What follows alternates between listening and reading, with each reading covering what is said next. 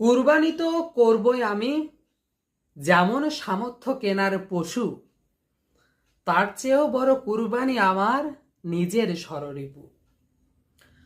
আমার ষড়রিপুকে যদি আমি কুরবানি করতে না পারি, তাহলে যত পশুই আমি কুরবানি করি না কেন, সে কুরবানি কিন্তু আমার মোটেও গ্রহণযোগ্যতা পাবে না, কেবল গোস্ত খাওয়া ছাড়া। কুরবানি কিন্তু আমাদের শিক্ষা দেয়, তোমার প্রিয় বস্তুকে কুরবানি করো, নিজেকে রবের পানে উৎসর্গ করো, রবের সন্তুষ্টি অর্জন করো। এটাই হচ্ছে কুরবানির শিক্ষা। আমরা এই শিক্ষায় মোটেও করি না কোনো দীক্ষা।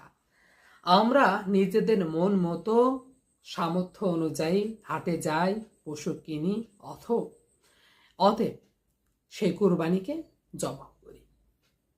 এটা কিন্তু কুরবানির একটা ফর্মালিটি মাত্র, কিন্তু আসল কুরবানি হচ্ছে কুরবানি পশু জবহ করার সাথে সাথে আমাদের যত খারাপ প্রবৃত্তি আছে সবগুলোকে একেবারে নিঃশেষ করে ফেলা।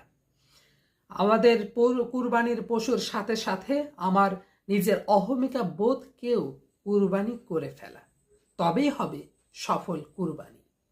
তাই এই কুরবানি ঈদে আসো, আমরা পশু কুরবানি করার সাথে সাথে নিজেদের যত খারাপ চিন্তা চেতনা প্রবৃত্তি আছে সব কিছুকেই কুরবানি করি রবের সন্তুষ্টির জন্য।